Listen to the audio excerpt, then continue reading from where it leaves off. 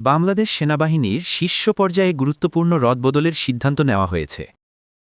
Chief of general staff CGS lieutenant general Mizanur Rahman Shamim Bir Protik এবং national defence কলেজের commandant lieutenant general Mohammad Shahinul Haque নিয়মিত অবসরে যাচ্ছেন।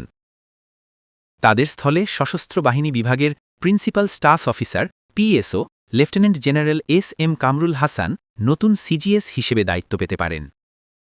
একই সঙ্গে বর্তমান QMG lieutenant general Mohammad Faizur রহমানকে নতুন পিএসও হিসেবে নিয়োগ দেওয়া হতে পারে।